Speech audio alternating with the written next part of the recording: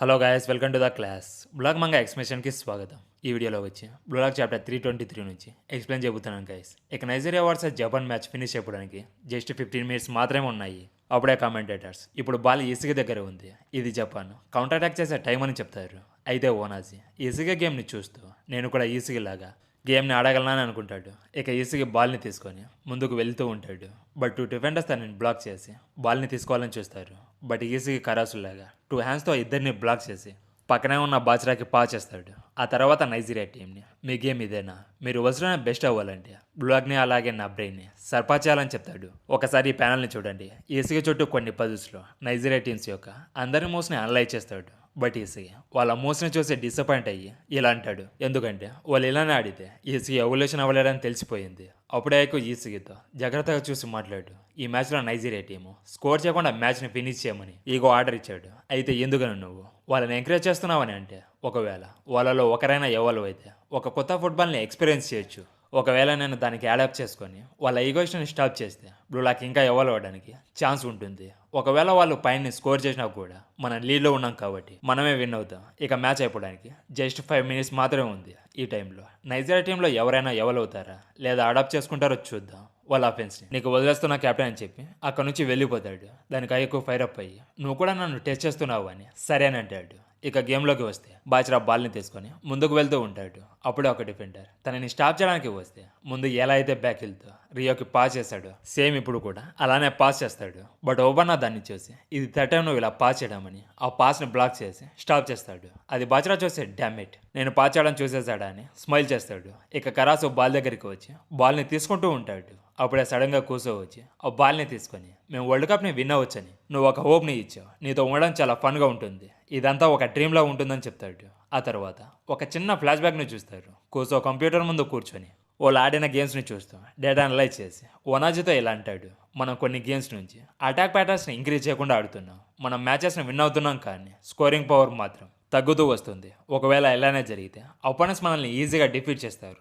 అయితే ఒకవేళ నువ్వు ఒక్కడే ఒంటరిగా ఆడకుండా నీకు హెల్ప్ చేయడం కోసం సెకండ్ ప్లేయర్ని తెచ్చుకుంటే ఇది కోచ్ చెప్పాడని చెప్తే అప్పుడు నువ్వు గేమ్ ఆడడానికి టైం తగ్గిపోతుంది కదా అని అడిగితే దానికోసం మేము కూడా ఫైట్ చేసి గేమ్లో ఆడడానికి ట్రై చేస్తాం. స్టార్టింగ్ లైనప్లో ఉండడం కోసం ఎప్పుడు ఫైట్ అనేది జరుగుతుంది, దాన్ని యాక్సెప్ట్ చేసే టైం వచ్చింది. సిచ్యువేషన్ ఎప్పుడు కూడా ఒకేలాగా ఉండదని చెప్తే మీరు టీంలో లేకపోతే నేను కూడా ఫుట్బాల్ని ఆడాను, నేను చాలా లోన్లీగా ఉన్నప్పుడు నన్ను సేవ్ చేసింది మీరే గైస్, నేను మిమ్మల్ని ఫ్యామిలీ చేసుకొని నా రుణాన్ని తీర్చుకోవాలని అనుకుంటున్నా, నేను మిమ్మల్ని వరల్డ్ కప్కి తీసుకెళ్ళి కలిసి విన్ అవ్వాలని అనుకుంటున్నా, అందుకే మనకి ప్లేయర్స్ అవసరం లేదని చెప్తాడు. దాంతో కూసో చాలా ఎమోషనల్ అయిపోతాడు.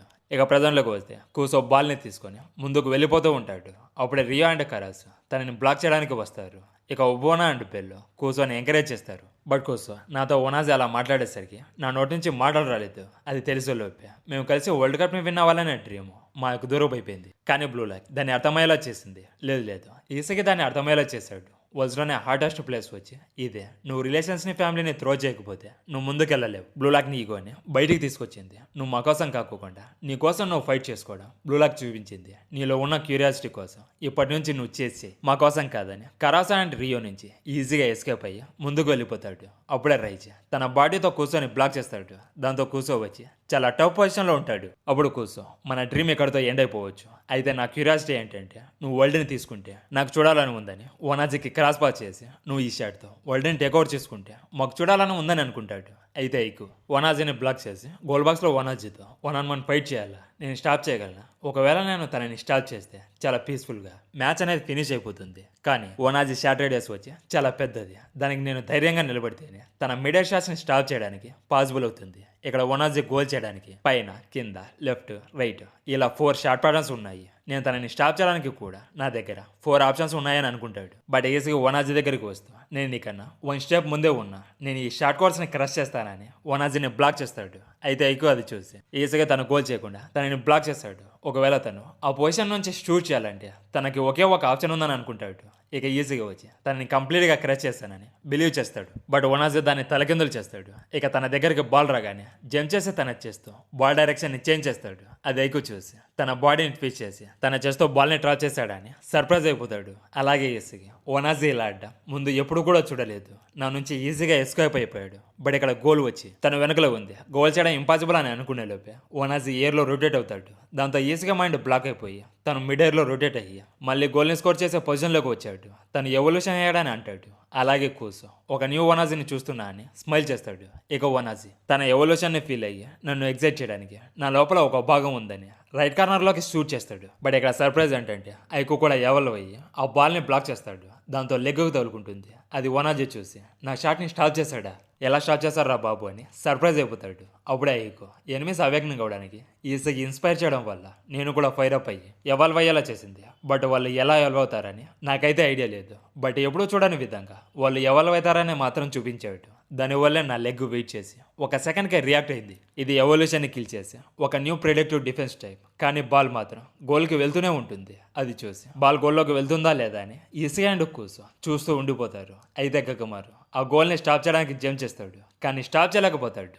అయినా కూడా బాల్ పోల్కి తగులుకొని వెనక్కి వెళ్ళిపోతుంది. అది చూసి 3 ప్లేయర్స్ బాల్ దగ్గరికి వెళ్ళి గోల్ని స్కోర్ చేయాలని చూస్తారు. ఇక బెల్లో స్కోర్ చేసే టైంలో కరోనా బాల్ దగ్గరికి వచ్చి దూరంగా కిక్ చేస్తాడు. అది చూసి అక్కడ ఉన్న ఆడియన్స్ అలాగే కామెంటేటర్స్ అరుస్తారు. ఇక యుగో అది చూసి ఇది మనకి పర్ఫెక్ట్ విక్టరీ. 45 డేస్ ట్రైనింగ్ చేయడం వల్ల ఈరోజు మీరు చాలా బాగా గేమ్ని ఆడగలిగారు. అలాగే మీ ఎగ్జిక్యూషన్, టాక్టిక్స్, ఈజీ సజెషన్స్, రీన్ కొత్త ప్యాటర్న్స్ వల్ల ఈరోజు మీరు మ్యాచ్ని గెలిచారు. ఇలాంటి U20 వరల్డ్ కప్ విక్టరీని మనం కోరుకుంది. నేను క్రియేట్ చేసిన ఈగోయిస్టులకి ఇదే ఫస్ట్ విన్. ఫస్ట్ మ్యాచ్ని చాలా బాగా ఆడారు జపాన్ అని అంటాడు. బట్ ఈజీగా వచ్చి ఎయిర్లో ఉన్న బాల్ని తీసుకొని మ్యాచ్ ఇంకా అయిపోలేదు బ్లూలాక్, దీంతో మీరు సాటిస్ఫై అయ్యారని అడుగుతాడు. ఈసీకి బాల్ని తీసుకొని ఇంకా మ్యాచ్ ఆడడం చూసి అండ్రీ షాక్ అయిపోయి అనుకుంటుంది. మ్యాచ్ ఆల్రెడీ అయిపోయింది కదా, మళ్ళీ ఎందుకు ఆడుతున్నాడు, తనకేమైనా పిచ్చి పట్టిందని అనుకుంటుంది. అలాగే కూసు తను నిజంగానే ఇంకో గోల్ చేయడానికి వెళ్తున్నాడని షాక్ అయిపోతాడు. ఇక ఈసీ దగ్గరికి ఒక డిఫెండర్ వచ్చి బ్లాక్ చేస్తాడు. బట్ ఈసీ తన లెఫ్ట్లో ఉన్న రిన్కి బాల్ని పాస్ చేస్తాడు. ఇక రిన్ బాల్ని తీసుకొని నేను కూడా నీలాగే సాటిస్ఫై అవ్వలేదని ఈసీకి చెప్తే అయితే చూసుకుందాం రా యూ బీస్ట్, లాస్ట్ వాళ్ళు నువ్వు చేస్తావు లేదా నేను చేస్తాను చూసుకుందామని రిన్ని ఛాలెంజ్ చేస్తాడు. ఇక నైజీరియా డిఫెండర్స్ రిన్ నుంచి బాల్ని తీసుకోవడానికి వస్తే ఈసీ అండ్ రిన్ ఇద్దరు 1-2 టెక్నిక్ని యూజ్ చేసి దాటుకొని ముందుకు వెళ్ళిపోతారు. నైజీరియా డిఫెండర్స్లో ఎవరు కూడా వాళ్ళని స్టాప్ చేయలేకపోతారు. అది గోల్ కీపర్ చూసి వాళ్ళిద్దరు కలిసి వస్తున్నారు, వాళ్ళని స్టాప్ చేయండి లేదంటే ఇంకో గోల్ని కూడా స్కోర్ చేస్తారని చెప్తాడు. ఇక బాల్ ఈసీ దగ్గర ఉంటుంది. అప్పుడే గుండుగాడు వచ్చి ఈసీ నుంచి బాల్ని తీసుకోవడానికి ట్రై చేస్తాడు. బట్ ఈసీ తన లెఫ్ట్లో ఉన్న కరాసుకి పాస్ చేస్తాడు. అయితే ఈసీ గేమ్ చూసి కరాసు స్మైల్ చేస్తూ ఇలా అంటాడు, నువ్వు ఫుట్బాల్కి వస్తే చాలా హార్డ్స్గా చాలా స్ట్రిక్ట్గా ఉంటావు, నువ్వు ఏం చేయాలో చూపించి డిమన్ కింగ్ అని ఈసీకి పాస్ చేస్తాడు. ఇక ఈసీ ఆ పాస్ని జస్ట్ టచ్ చేసి ముందర ఉన్న బాజ్రాకి పాస్ చేస్తాడు. ఇక బాజ్రా తన డ్రిబ్లింగ్ని యూజ్ చేసి ముందర ఉన్న డిఫెండర్స్ అందరినీ దాటుకొని ముందుకు వెళ్ళిపోతాడు. అప్పుడే కూసు వాళ్ళ టీంతో ఇలా అంటాడు, ఈసీ ఒక గోల్ని కూడా స్కోర్ చేయలేదు, సో ఇది లాస్ట్ ఛాన్స్ కాబట్టి గోల్ చేయడానికి ట్రై చేస్తాడు. అందుకే ఈసీని స్టాప్ చేయనని చెప్తాడు. ఇక ఈసీ వచ్చి స్ట్రైట్గా గోల్ బాక్స్లోకి వెళ్తూ ఉంటాడు. బాజ్రాజ్ చూసి షాక్ అయిపోయి ఇలా అంటాడు, ఆ స్ట్రాటజీ వర్క్ అవ్వదు, దానివల్ల ఈసీ అంత ఈజీగా గోల్ చేయలేడు. ఒకవేళ గోల్ని స్కోర్ చేయాలంటే ఈసీ అండ్ రీన్ ఇద్దరు బ్యాక్ ఫోర్త్ పాస్ చేసుకుంటే తనకి గోల్ చేయడానికి బెటర్ ఛాన్స్ ఉంటుంది. బట్ ఈసీ నాకే పాస్ చేస్తాడంటే దాని వెనుక ఖచ్చితంగా ఏదో ఒకటి ఉండే ఉంటుంది, సంథింగ్ ఏదైనా కొత్తగా అడుగుతున్నాడని ఆలోచిస్తూ ఉంటాడు. అప్పుడే ఈసీ బాజ్రాని చూస్తాం టమ్ని డౌన్ చేస్తాడు. దాంతో బాజ్రా ఫైర్ అప్ అయ్యి నువ్వేమడుగుతున్నావు, నాకు చాలా క్లియర్గా అర్థమైంది పార్ట్నర్ అని బ్యాక్ స్పిన్తో ఈసీకి పాస్ చేస్తాడు. అయితే రిన్ కూడా ఆ పాస్ని తీసుకోవడం కోసం వస్తాడు. బట్ నైజీరియా డిఫెండర్స్ ఆ పాస్ని బ్లాక్ చేయడానికి వస్తారు. అయినా కూడా స్టాప్ చేయలేకపోతారు. ఇంకో పక్క బెల్లో అండ్ ఓపెన్ రిన్ని బ్లాక్ చేస్తారు. అలాగే ఈసీని వనాజే అండ్ కుసో వచ్చి బ్లాక్ చేస్తారు. బట్ ఈసీ బాల్ వైపు తిరిగి కరాసులాగా హ్యాండ్స్తో బ్లాక్ చేస్తాడు. సేమ్ వనాజీ ఎలాంటి పొజిషన్లో అయితే ఉన్నాడు ఇప్పుడు ఈసీకి కూడా అలాంటి పొజిషన్లోనే ఉన్నాడు. గోల్ చేయడానికి చాలా కష్టం. బట్ ఈసీగా బాల్ని చూస్తూ ఈ అడాప్టేషన్ కోసం వెయిట్ చేస్తున్నానని అంటాడు. అది వనాజీ చూసి షాక్ అయిపోయి నా మూనే కాపీ చేసి యూజ్ చేస్తున్నాడని అంటాడు. అలాగే కుసో వచ్చి అయితే బాల్ ఇక్కడ మిడర్లో లేదు, కింద ఉంది. దిస్ పాస్టర్ వనాజీ ఒక కొత్త టెక్నిక్ని క్రియేట్ చేస్తే దాన్ని ఇన్స్టాంట్గా యూజ్ చేసుకుని తన వర్షన్లో ఒక కొత్త టెక్నిక్ని క్రియేట్ చేస్తాడని చెప్తాడు. అలాగే ఈసీ చాలా ఫోకస్తో ఆలోచిస్తూ లక్తో మ్యాచ్ని విన్ అవుతూ దానికి బదులుగా విజయాన్ని నీ సొంతం చేసుకో, బట్ అదార్లో వెళ్ళేటప్పుడు నువ్వు ముందు క్రియేట్ చేసిన ఫార్ములాలో ట్రాప్ అవుద్దని ఈసీగా బాల్ని లెగ్తో టచ్ చేసి మిడర్లోకి వచ్చేలా చేస్తాడు. దాని తర్వాత వనాజీని సపోర్ట్గా తీసుకొని ఎయిర్లోకి జంప్ చేసి గోల్ చేస్తూ ఉంటాడు. ఒకసారి ప్యానల్ని చూసుకుంటే తన చుట్టూ పజిల్ ప్లేసెస్ ఉంటాయి. అది వనాజీ చూసి వజ్లోనే బెస్ట్ ప్లేయర్ అవడానికి ఉన్నది ఇతనేనని అంటాడు. ఇక ఈసీ బాల్ని కిక్ చేసి ఇలా అంటాడు, నీ థింకింగ్ని, నీ ప్లెజర్ని, అలాగే నీలో ఉన్న క్యూరియాసిటీని ఇలా అన్నిటిని బెట్లో పెట్టాలని చెప్తాడు. ఇంకో పక్క అంట్రీ ఈసీ షాట్ని చూసి షాక్ అయిపోయి అది reverse rapid side short volleyball అని అంటుంది. ఇక ఈసీకి బాల్ని చూస్తూ ప్లాన్స్కి కట్టుబడి గేమ్ని ఆడాలా, దాంతో నాకు ఒక్క రవ్వ కూడా సంబంధం లేదు, గ్రౌండ్లో ఉండడం అంటే మళ్ళీ నన్ను నేను టేస్ట్ చేసుకోవడం అని చెప్తాడు. ఇక ఈసీకి కిక్ చేసిన బాల్ గోల్లోకి వెళ్ళడం చూసుకోవచ్చు. అది ఈసుగా చూసి స్మైల్ చేసి ఇక్కడ నుంచి నీ ఫుట్బాల్ కూడా నాకు సరిపోదు ఈగో అని అంటాడు. అది ఈగో చూసి చాలా సీరియస్గా ఉండడం చూసుకోవచ్చు.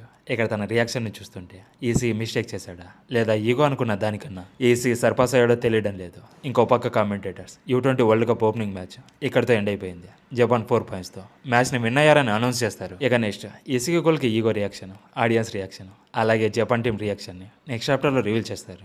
ఈ చాప్టర్ మీకు ఎలా అనిపించాయి గైస్? ఈ వీడియో మీకు నచ్చట్లయితే మా ఛానల్ని సబ్స్క్రైబ్ చేసి పక్కనే ఉన్న బెల్ ఐకాన్ని ఆన్లో పెట్టుకోండి. ఇక నెక్స్ట్ చాప్టర్తో మళ్ళీ కలుద్దాం. ఈ వీడియోని లాస్ట్ వరకు చూసినందుకు థ్యాంక్ యూ గైస్. మళ్ళీ నెక్స్ట్ వీడియోతో మళ్ళీ కలుద్దాం. Until then bye.